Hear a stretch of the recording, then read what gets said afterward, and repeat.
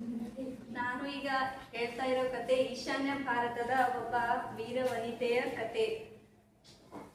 ಒಂದು ದಿನ ಕೆಲ್ವತ್ಲಿನ್ ಅಂತ ಒಂದು ಹೆಣ್ಮಗು, ಅವ್ರ ಕನ್ಸಲ್ಲಿ ದೇವದೂತ ಒಬ್ಬ ಬಂದು, ನಿನಗೆ ಒಂದು ಹೆಣ್ಣು ಮಗು ಜನಿಸುತ್ತದೆ ಮತ್ತು ಅದರಿಂದ ಆಕೆಯಿಂದ ನಿಮ್ಮ ಜಾತಿ ಧರ್ಮದ ಸಂರಕ್ಷಣೆಯಾಗುತ್ತೆ ಅಂತ ಭವಿಷ್ಯ ನುಡಿತಾನೆ.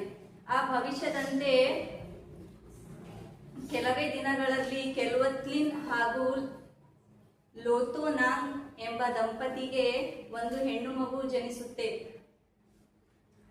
ಕೋಇನ್ಸಿಡೆನ್ಸ್ ಏನೋ ಗೊತ್ತಿಲ್ಲ, ಆದ್ರೆ ಆಕೆ ಜನಿಸಿದ ಕೆಲವೇ ದಿನಗಳಲ್ಲಿ ಅವರ ಗ್ರಾಮಕ್ಕೆ ಆವರಿಸಿದ ಆತಂಕ, ಸಮಸ್ಯೆ ಎಲ್ಲ ಪರಿಹಾರ ಆಗ್ತಾ ಹೋದವು.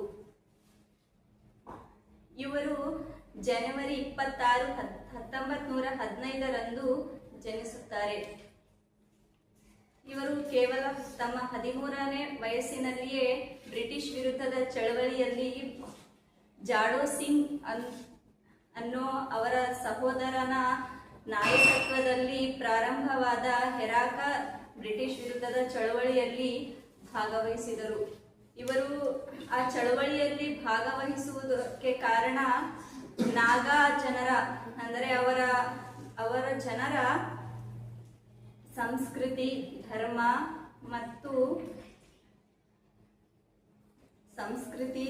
ಮತ್ತು ಸಂಪ್ರದಾಯವನ್ನು ಪುನರುಜ್ಜೀವನಗೊಳಿಸುವುದು ಆಗಿರುತ್ತೆ. 1931 ಅವರ ಸಹೋದರ ಜಾಡೋ ಸಿಂಗ್ ಅವರನ್ನ ಬ್ರಿಟಿಷ್ ಸರ್ಕಾರ ಬಂಧಿಸಿ ಗಲ್ಲಿಗೇರಿಸಿತು. ಆದ ನಂತರ 1932 ಗೈಡಿನ್ ಲೂ ಅವರು ಬ್ರಿಟಿಷ್ ವಿರುದ್ಧದ ಚಳುವಳಿಯಲ್ಲಿ ನೇತೃತ್ವ ವಹಿಸಿ ಗ್ರಾಮಗಳಿಗೆ ಸಂಚರಿಸಿ ಬ್ರಿಟಿಷ್ ವಿರುದ್ಧ ಹೋರಾಡಲು ಜನರನ್ನ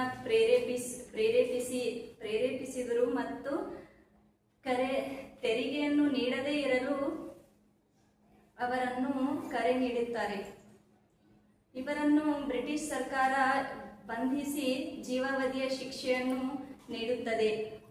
ಇವರು ಜೈಲಿನಲ್ಲಿರುವಾಗ ಜವಾಹರ್ಲಾಲ್ ನೆಹರು ಅವರು ಇವರ ಸ್ವಾತಂತ್ರ್ಯ ಹೋರಾಟವನ್ನ ಗುರುತಿಸಿ ಇವರನ್ನು ಭೇಟಿಯಾಗಲಿಕ್ಕೆ ಬಂದಾಗ ಇವರನ್ನು ರಾಣಿ ಅಂತ ಬಿರುದು ಕೊಡುತ್ತಾರೆ. ಅದಕ್ಕೋಸ್ಕರನೇ ಇವರು ರಾಣಿ ಗೈಡಿನ್ ಲೂ ಎಂದು ಪ್ರಸಿದ್ಧರಾಗುತ್ತಾರೆ.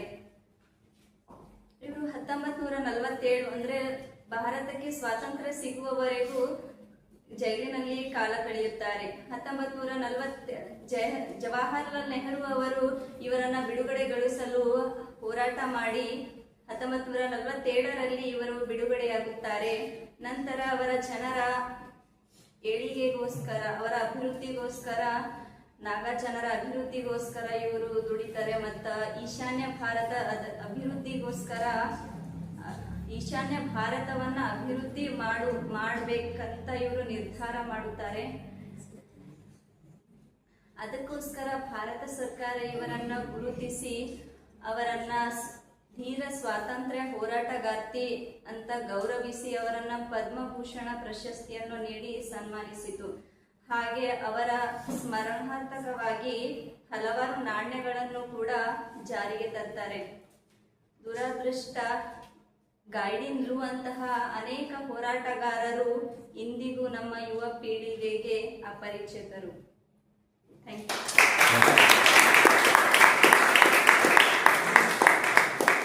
Super, excellent.